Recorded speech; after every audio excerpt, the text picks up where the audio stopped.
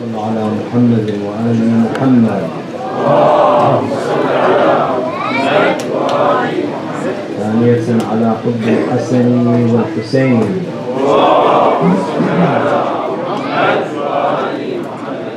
على حب فاطمة الزهراء الثالثة بأعلى أصواتكم.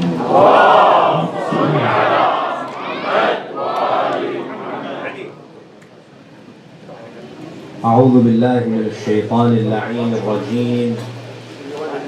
بسم الله الرحمن الرحيم. الحمد والثناء لله رب العالمين، والصلاة والسلام على سيدنا الأعظم محمد وآله الطاهرين.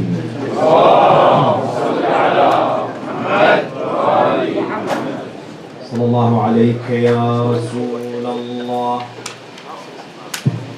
صلى الله عليك يا سيدي ويا مولاي يا أبا عبد الله،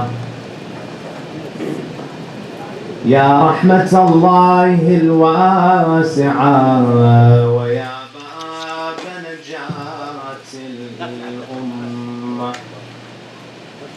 ويا عبرة كل مؤمن ومؤمنة. يا ليتنا فيا ليتنا كنا معكم سيدي فنفوز والله فوزا عظيما. ولزينب نوح لفقد شقيقها تدعوه يا ابن الزاكيات الركعي. ولزينب نوح لفقد شقيقها تدعوه يا ابن الزاكيات الركعي. اليوم أصبغ في عزاك ملابسي سودا وأسكبها طلات الأدمع. اليوم شبوا نارهم في منزلي، اليوم شبوا نارهم في منزلي وتناهبوا ما فيه حتى برقعي. اليوم قادوني بذل يا أخي والصوت ألمني وأطفالي معي. أنعم جوابا يا حسين أما ترى شمر الخنا بالصوت ألم أضلعي. فأجابها من فوق شاهقة القنا قضي القضاء بما جرى فاسترجعي وتكفلي حال اليتامى وانظري ما كنت أصنع في حماهم فاصنعي. بسم الله الرحمن الرحيم. حتى إذا جاء أحدهم الموت قال رب ارجعوني لعلي أعمل صالحا فيما تركت. كلا إنها كلمة هو قائلها ومن ورائهم برزخ إلى يوم يبعثون. صدق الله العلي العظيم. عطروا أفواهكم وزينوا مجالسكم بذكر محمد وآل محمد.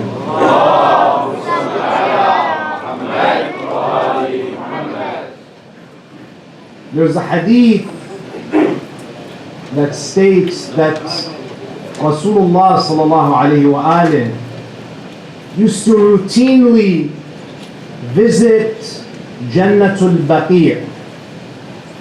Rasulullah, after leading Salatul Jama'ah in the masjid in the city of Medina, oftentimes he would go to the cemetery that is adjacent to his masjid, known as Jannatul Baqi'. He would visit that cemetery. On one occasion, Rasulullah sallallahu alayhi wa alihi leaves his masjid and he goes towards Jannatul Baqi'. All of the Sahaba are walking with him. They walk and they walk until they reach the cemetery. The hadith says Rasulullah stands. All of the Sahaba, all of the companions are standing with him. The Holy Prophet then begins to address the arwah, the people who are buried in that cemetery. What does he say? Assalamu alaykum ya ahl al-diyar al-muhisha. Peace be upon you, O the inhabitants of the lonely places. Assalamu alaykum ya ahl al-diyar al-muhisha. Antum lana farad wa nahnu bikum lahiqun. You have departed this world ahead of us, and we will soon join you. And then the Holy Prophet begins to give them news about Alam al-Dunya. He says, أَمَّا الدِّيَارُ فَقَدْ سُكِنَتْ. If you're wondering what happened to your homes that you left behind, they are now occupied by other people. They have new tenants. أما الديار فقد سكنت وأما الأزواج فقد زوجت. The spouses that you left behind, your wives, your husbands, they've moved on. They found other people. They got remarried. وأما الأموال فَقَدْ قُسِّمَتْ. And the wealth that you left behind, that you struggled, that you spent a lifetime accumulating and gathering, it is now being distributed among your inheritors. Rasulullah says, هَذَا خَبَرُ مَا عِنْدَنَا فَمَا خَبَرُ مَا عِنْدَكُمْ. This is the akhbar. This is the news that I have for you from dunya. What is the news that you have from alamul barzakh? The hadith says the Holy Prophet lowered his head. ثم قال أما والله لو أوذن لهم بالكلام لقالوا تزودوا فإن خير الزاد التقوى. I swear by Allah, the Holy Prophet tells his Sahaba, that if they could speak to us now, they would say, we only have one thing to tell you. Prepare yourself for this journey. The best provision for this long journey is what? Taqwa, God consciousness. You find that the Holy Prophet, he says, لَوْ أُذِنَ لَهُمْ بِالْكَلَامِ. If they were given permission to speak, which means what? Do they have permission to speak or no? They don't have permission to speak. This is the meaning of وَمِنْ وَرَائِهِمْ بَرْزَخٌ إِلَى يَوْمِ يُبْعَثُونَ. You can speak to them. They hear you, but they cannot reply. Because there is now a barrier between al-amwat wal-ahya, the dead and the living. Last night we mentioned that the concept of barzakh is not something that is just found in the ahadith. You may say, oh, this is not a Quranic concept. It's something that we've derived from ahadith. We mentioned some examples of ayat of Quran that are references to alam al-barzakh. A couple more examples. In Surah Nur, Surah number 71, ayah 25, Allah tells us about the barzakh of Qawm Nuh. Allah subhanahu wa ta'ala says, مِمَّا خَطِيئَاتِهِمْ أُغْرِقُوا فَأُدْخِلُوا نَارًا. Because of their sins, they drowned in that great flood. And then they were made to enter فَأُدْخِلُوا نَارًا. They were made to enter fire, hellfire. The Mufassirin of the Quran, they say this is not nar, the nar after Qiyamah. This is nar al-barzakh. They drowned as a result of their sins. فَأُدْخِلُوا. Right away, they entered into a state of punishment. If you go to Surah Al-Waqi'ah, many of us, we recite Surah Al-Waqi'ah. We're familiar with this surah. In Surah Al-Waqi'ah, Surah 56, Ayah 89 to 94, Allah subhanahu wa ta'ala also makes a subtle reference to Alam al-Barzakh. The ayah says, فَأَمَّا إِنْ كَانَ مِنَ الْمُقَرَّبِينَ فَرَوْحٌ وَرَيْحَانٌ وَجَنَّةُ نَعِيمٍ وَأَمَّا إِنْ كَانَ مِنَ الْمُكَذِّبِينَ الضَّالِّينَ فَنُزُلٌ مِّنْ حَمِيمٍ وَتَصْلِيَةُ جَحِيمٍ. Now you and I, when we read this ayah, we would not be able to understand that this is a reference to Alam al-Barzakh. So who do we go to understand the tafsir and the ta'weel? We go to the house where Jibreel used to come down. أهل بيت النبوة ومختلف الملائكة. إمام جعفر الصادق صلوات الله عليه. لا تصلوا على محمد وعلى محمد. He gives us the tafsir of this ayah. He says, first let me give you the translation. The ayah says, so if he is among the ones who are near, then he shall have ease, bounty, and a garden of bliss.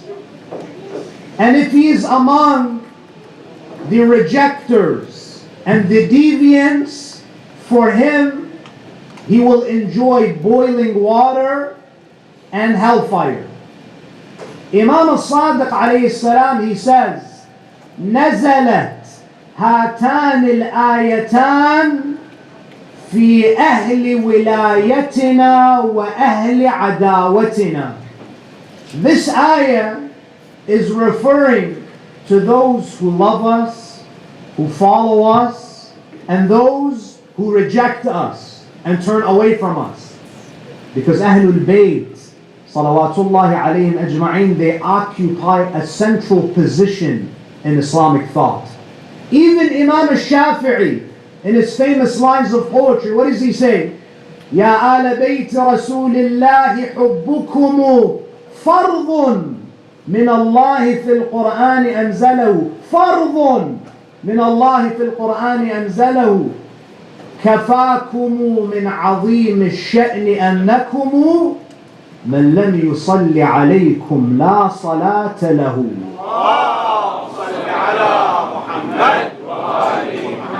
Wallahi, brothers and sisters, sometimes when you read the statements of The ulama of Ahlul Sunnah, they sound more Shia than some of the Shia we see today.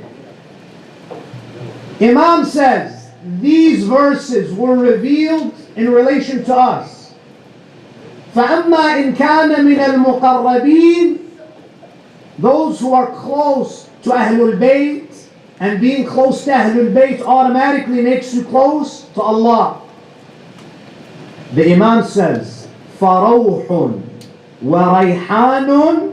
The Imam then comments, يعني في قبره. فَرَوْحٌ وَرَيْحَانٌ. The Imam says, يعني في قبره. وَجَنَّةُ نَعِيمٍ يعني في الآخرة.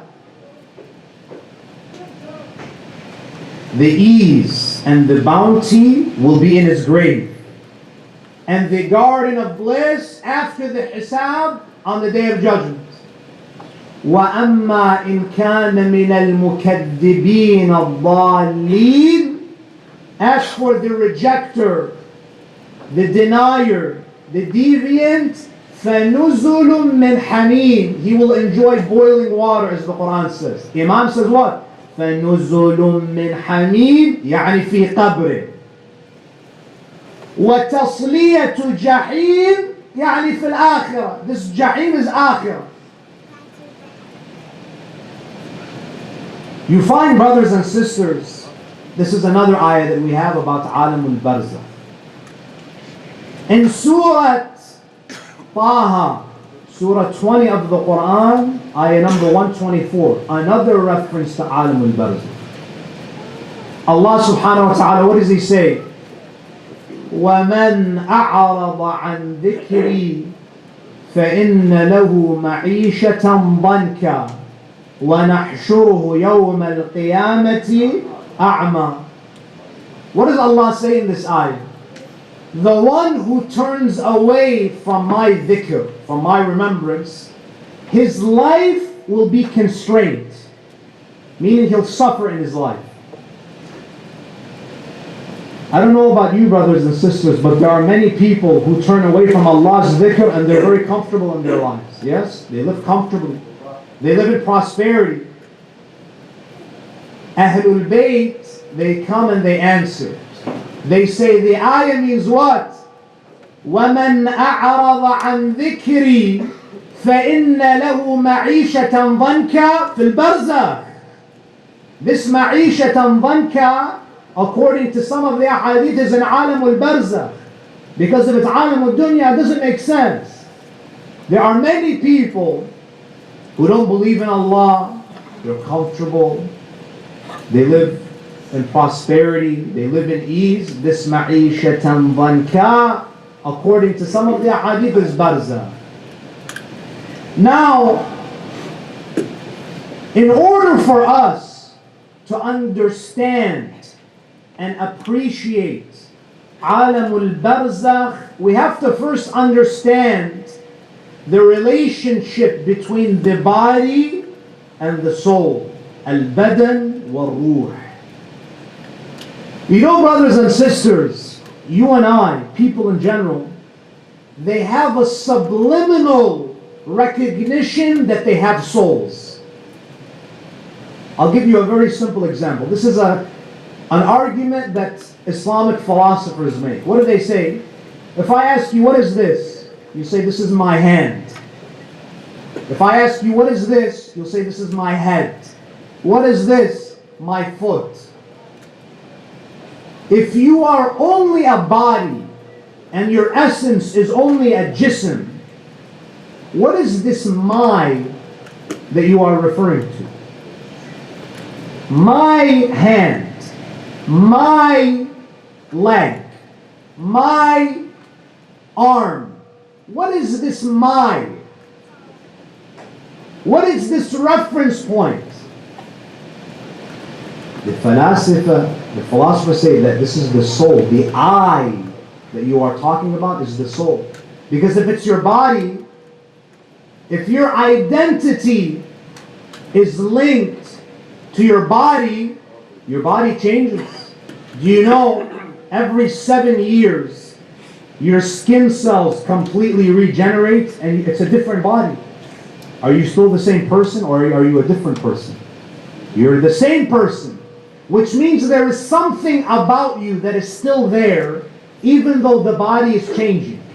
There is something about you that is the core of your identity that is beyond your body. This is the soul.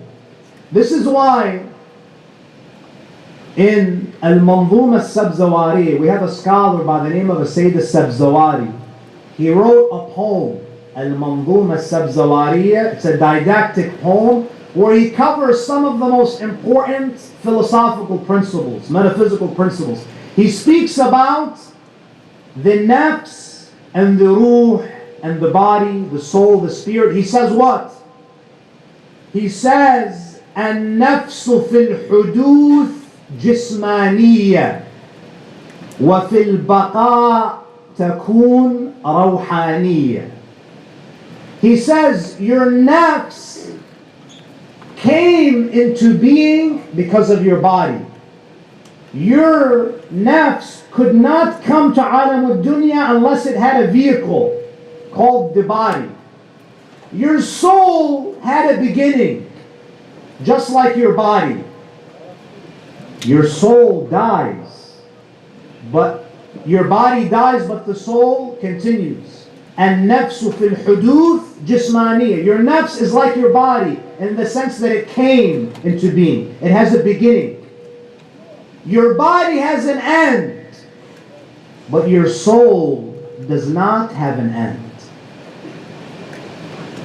النفس في الحدوث جسمانية وفي البقاء. When it comes to the soul, it's eternal.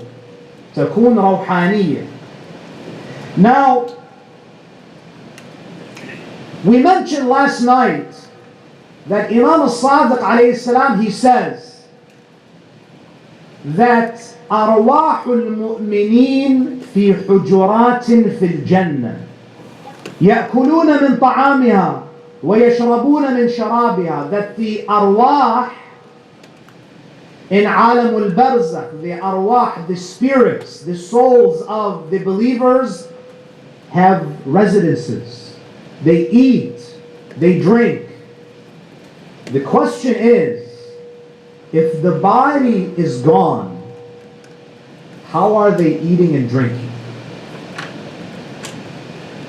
Because if we say the body has become dirt and the ruh is living on, does your body eat or does your ruh eat?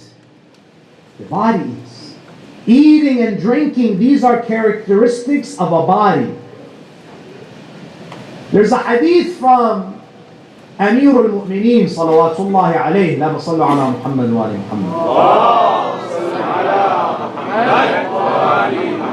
He says, Yabna Nubata, Imam Amir al-Mu'mineen, when he was the Khalifa, he used to go out, he was in Kufa, he used to go out to the desert, the outskirts of Kufa, known as Dhahr al-Kufa. Today, we call it Najaf. He would go there to get away from the distractions of the city, from the noise of the city, the activities of the community. He would go to ponder. Sometimes he would take Kumayd ibn Ziyad with him. Sometimes he would take Asbagh ibn Nubata. On this occasion, Asbagh ibn Nubata, one of his closest companions, is with him. They're walking. Amir al-Mu'mineen is smiling. He says to Asbagh, Yabna Nubata, لو كشف لكم لرأيتم أرواح المؤمنين في هذا الظهر حلقا يتزاورون ويتحدثون. Imam Amir al-Mu'mineen, he says to Asbagh that if you could only see what I see now. I see mu'mineen who have passed away. They are sitting in halaqat, circles, talking, conversing, visiting each other, eating, drinking. And then he says, إِنَّ فِي هَذَا الظَّهْرِ, in this land, the sacred land of Najaf, إن في هذا الظهر روح كل مؤمن. In this land, this is the gathering place of arwah al-mu'mineen. So the question is, they're eating, they're drinking, they're speaking, they're doing all of these things, but the question is how? Because we know that these are activities of the body. There was a man who comes to Imam Ja'far al-Sadiq salawatullahi alayhi.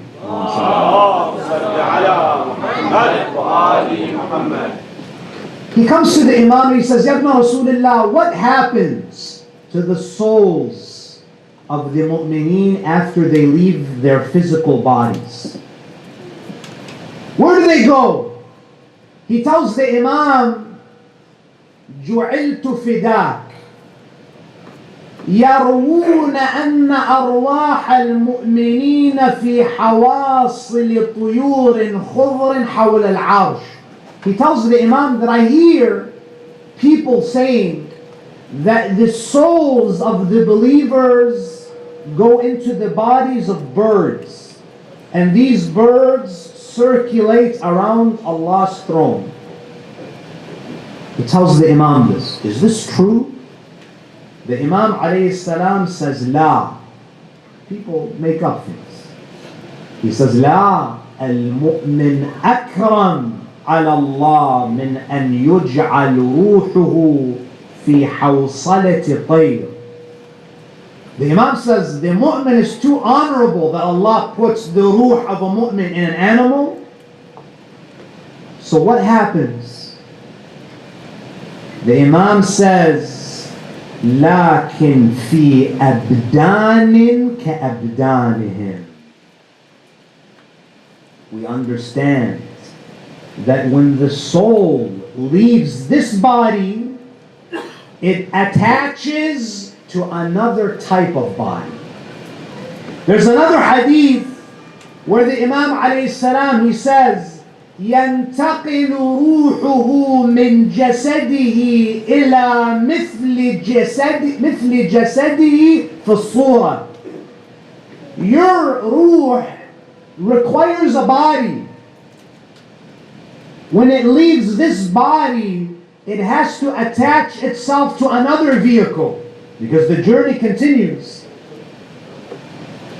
The Imam says, but it attaches its body to a body that looks like your body, but it's different. The ulama, they say, this is known as al-jism al-mithali, the non-physical body, or al-jism al-latif, as Allama Majlisi says. It's a light type of body. Now, to understand this body that we will have, that we will possess in Alam al-Barzakh, I want you to go to Surah 39, Surah Az-Zumar, Ayah 42, so we can understand this phenomenon, this body that we will possess. Allah subhanahu wa ta'ala says, Allahu yatawaffa al-anfusa hina mawtiha wallati lam tamut fi manamiha فيمسك التي قضى عليها الموت ويرسل الأخرى إلى أجل مسمى.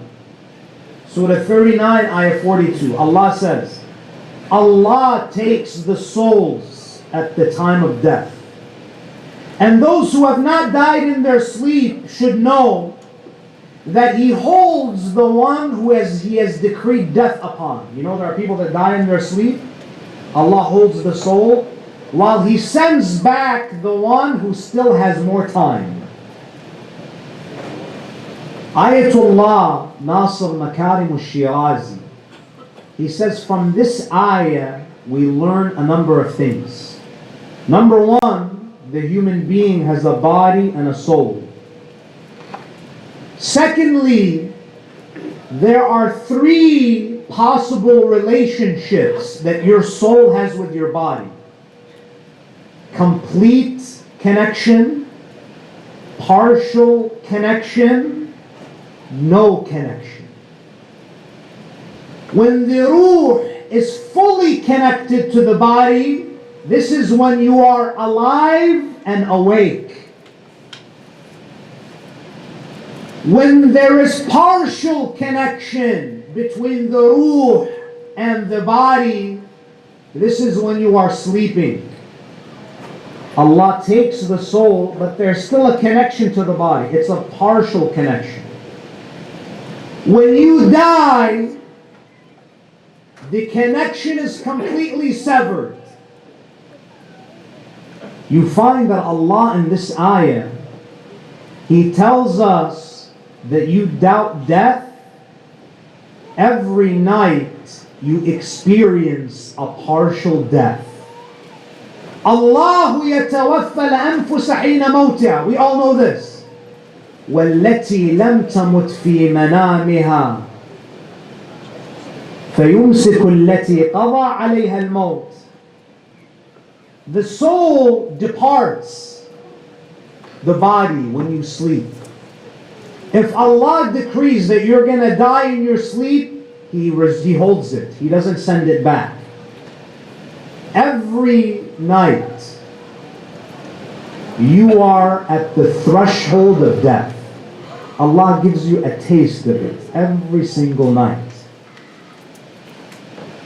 Now let me give you an example so I can illustrate this. Ayatullah Qira'ati, he says, to understand this jism al-mithali, it's similar to the body that you have in your dreams. You know, when you dream at night, you go places, you eat, you sleep, you enjoy, but is it this physical body that's enjoying? Or is it a body that looks like your body, but it's not physical, or it's light? Ayatullah Qira'ati, he says, he gives an example. He says, imagine that you're driving a car, and then you put the car on park. You leave the engine going, and you get into another car. You go for a short ride, and you come back into the car. This is what happens to you every night when you're dreaming. The engine is still running. You wake up, you come back. He says, but there's going to come a day when you put the car on park, you turn off the engine, and then you get into another vehicle. This other vehicle is what? Al-Jism al-Mithali. The light body, or the non-physical body that we will possess in Alam al-Barzakh. Abu Basir, one of the companions of Imam Ja'far al-Sadiq, salawatullahi alayhi, la sallu ala Muhammad wa ali Muhammad.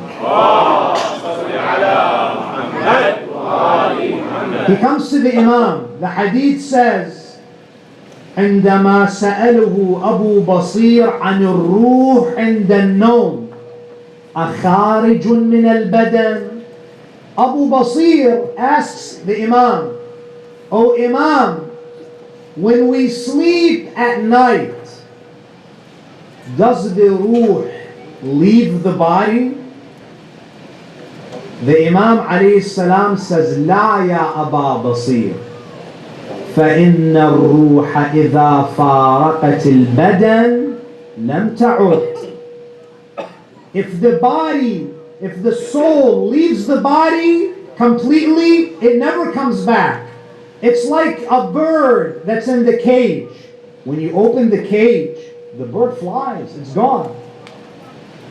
So how does the Imam explain this? He says, غير أنها بمنزلة الشمس مركوزة في السماء في كبدها وشعاعها في الدنيا.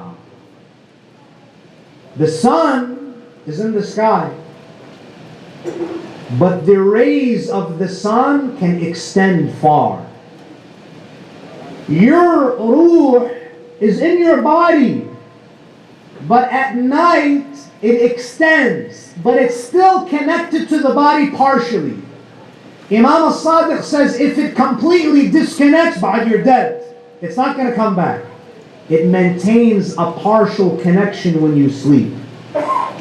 When the soul disconnects completely from the body, it gets into another vehicle in Alam al-Barzakh known as al-Jism al-Mithali.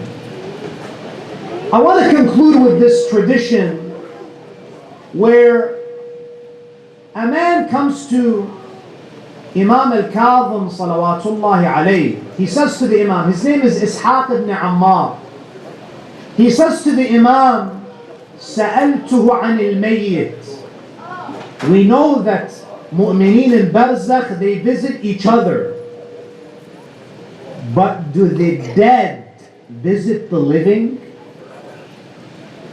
Ishaq ibn Ammar, he says, سألت الإمام الكاظم عليه السلام عن الميت يزور أهله. Does the deceased visit his family? قال نعم. The Imam says yes. Ishaq ibn Ammar says, Ya ibn Rasulullah, we know that the living visit the dead. We go to the maqbar. He's asking the Imam, do the dead visit the living? Imam says, Na'am. Ishaq ibn Ammar says, Fi kam yazur? How often does the deceased, does the dead visit the living? So he's asking about dead people in general. The Imam says, Fil Jumu'ah, once a week. Wa fi shahri, once a month maybe. وفي السنة على قدر منزلته. It depends on his status with Allah. There are those who Allah allows them to visit their families every Jumu'ah. There are some people, maybe they have more dhunub, just like prison,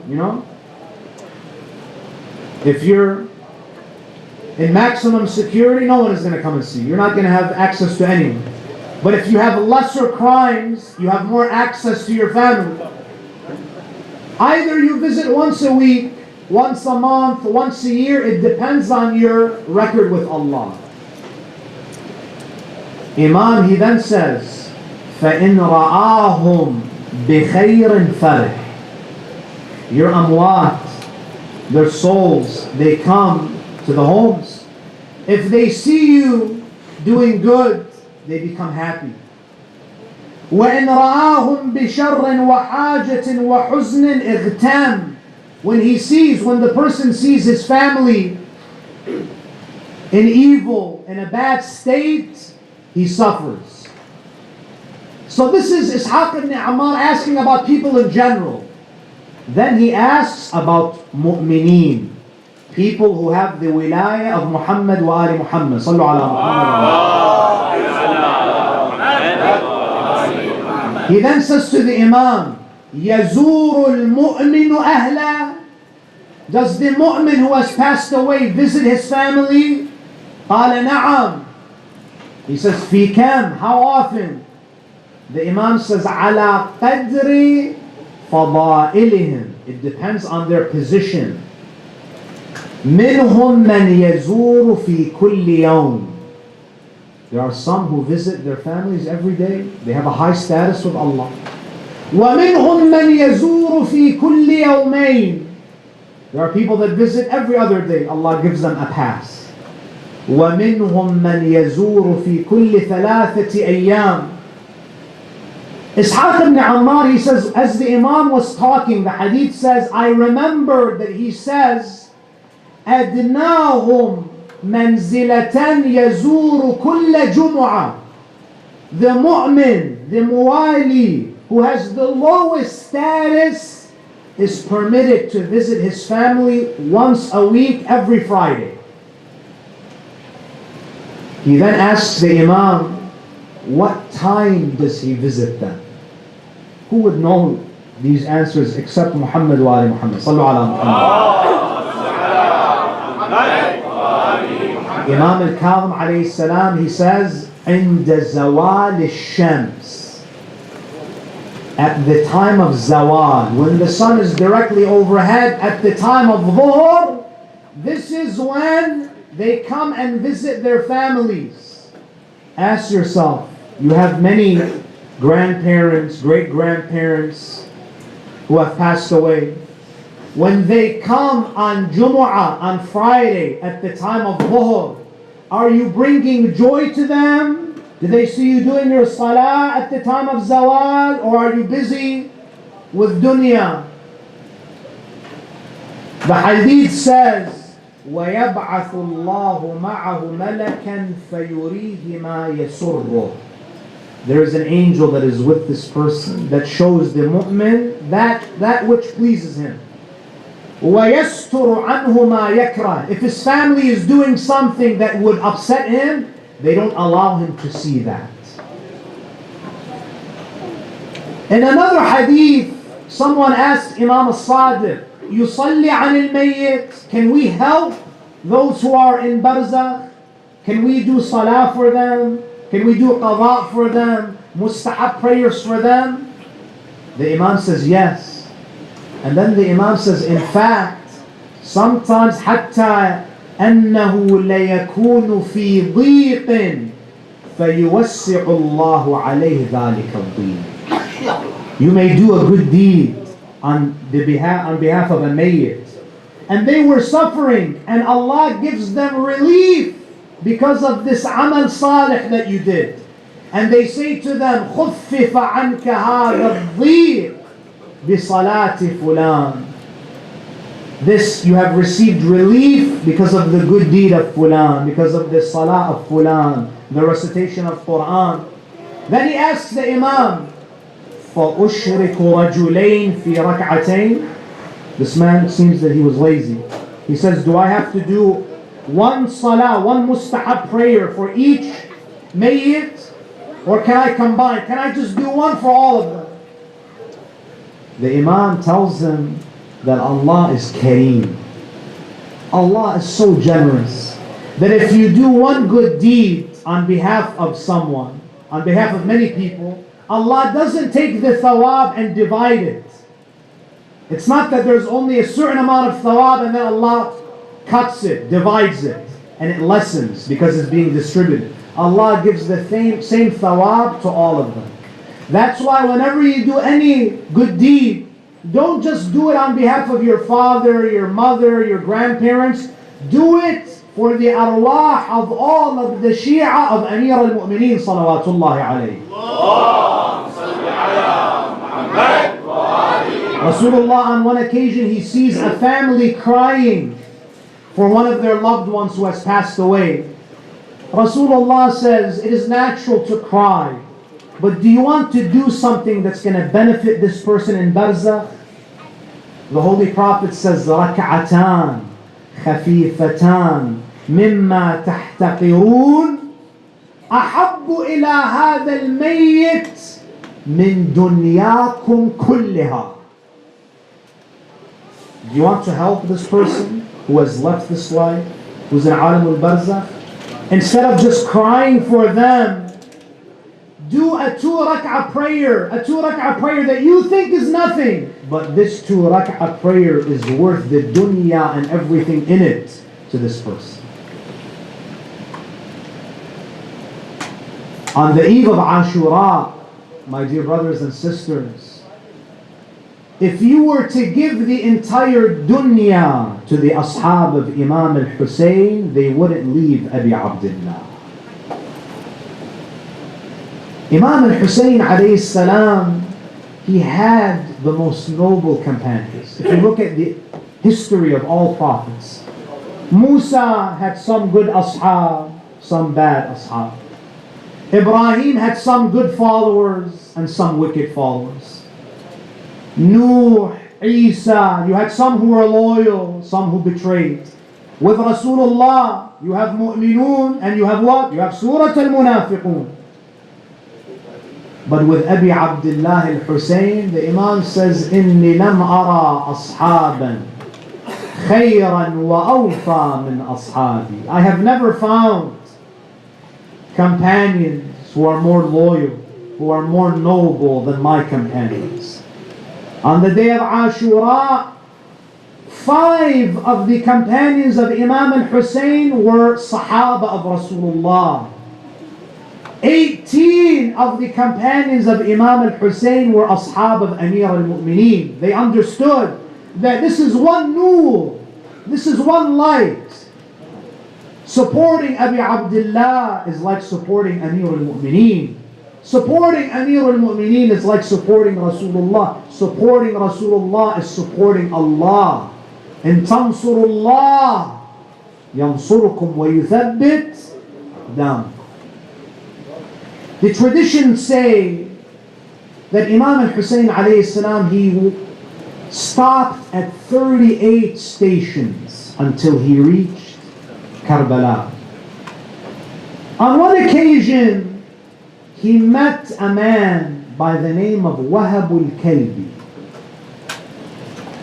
Tonight we're speaking about the Ashab.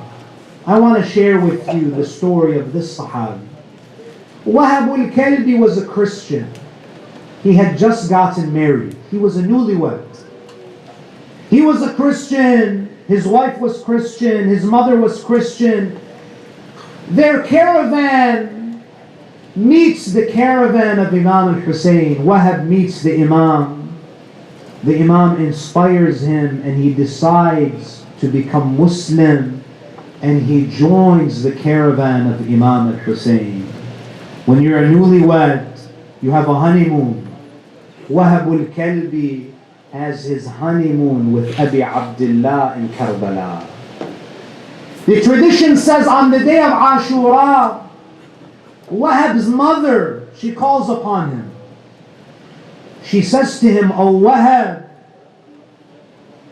قم يا بني وانصر ابن بنت رسول الله. O Wahab, Allah has honored us by bringing us to Islam. Why don't you crown your conversion to Islam with Shahada? You became a Muslim. What better way than to leave this life as a shaheed? You can imagine, brothers and sisters, when you're newlywed, you're planning your life with your spouse. Wahab's wife, she says to him, Ya Wahab, billahi alayk, la tufjirni binafsik. Oh Wahab, we just got married. Don't make me a widow. This is our honeymoon. We were going to spend our lives together, have children together. La tufjirni binafsik. His mother says to him, قُمْ يَا وَهَبْ وَانْصُرْ ابْنَ بِنْتِ رَسُولِ اللَّهِ. Go and fight. Don't listen to her. He goes to the battlefield. He gets the idhn from Imam al-Hussein. يَبْنَ رَسُولِ اللَّهِ أَتَأْذَنُ لِي بِالْقِتَالِ. He goes and he fights. He fights courageously. He kills many of the enemies and he comes back. And he says, Ya Ummah, hal radit anni. Oh my mother, are you satisfied with me? Are you pleased with me? قالت لا والله حتى تقتلوا بين يدي ابن بنت رسول الله. I will not be satisfied with you, O Wahab, until I see you die with Hussein. He goes back. Wahab's wife says, do not go, O Wahab. She says, oh my son, go. Do not listen to her. As he's fighting on the battlefield, he hears the voice of his wife. What is his wife saying to him now? قالت فداك أبي وأمي يا وهب قاتل دون الطيبين أبناء الطيبين عترة رسول الله. Oh Wahab, fight and defend the family of Rasulullah. He looks at her. He says, a few moments ago, you didn't want me to fight. Why are you encouraging me now? قالت يا وهب لا تلمني يا وهب لا تلمني إن واعية الحسين قطعت نياط قلبي. Oh Wahab, do not blame me. The wailing and the groaning of Hussein has killed my heart. رأيته جالسا في كسر الخباء وهو يقول ألا هل من ناصر ينصرنا، ألا هل من ذاب يذب عن حرم رسول الله. The traditions say that he fights and he fights until he falls on the sands of Karbala. The first one to run to him is his wife. She runs to Wahab. She sits beside him. Imagine that moment. These are newlyweds. She says to him, Ya Wahab, أسأل الله الذي رزقك الشهادة أن يرزقني بها. Oh Wahab, I ask Allah, the one who has made you shaheed, to give me the tawfiq to join you. The tradition says, جاءها غلام لشمر بن ذي الجوشن وضربها على رأسها بسيفه فماتت في مكانها على صدر وهب. The tradition says فكانت أول امرأة قتلت من أصحاب الحسين. She was the first woman to die among the companions of Imam al-Hussein. The Imam alayhi salam, he cries out. He looks at the battlefield, companion after companion, they fall. He says, من المؤمنين رجال صدقوا ما عاهدوا الله عليه فمنهم من قضى نحبه ومنهم من ينتظر وما بدلوا تبديلا. He sees the body of Zuhair, he sees the body of Muslim, the body of Habib. What does he say? يا أبطال الصفا وفرسان الهيجاء ما لي أدعوكم فلا تجيبوا وأناديكم فلا تسمعون أنيام أنتم أرجوكم تنتبهون أم حال مودتكم عن إمامكم فلا تنصروا.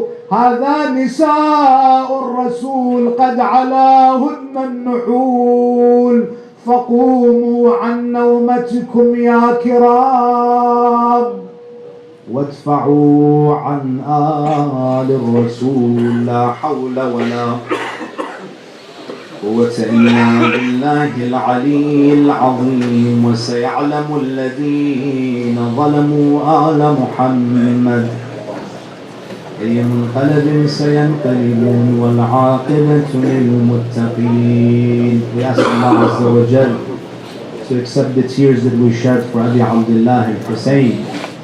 We ask Allah Azza wa Jal to honor us with the shafa'ah of Imam al-Hussein on the day of judgment. يوم لا ينفع مال ولا بنون إلا من أتى الله بقلب سليم. وآخر دعوانا الحمد لله رب العالمين وصلى الله على محمد وآله الطاهرين. اللهم صل على محمد.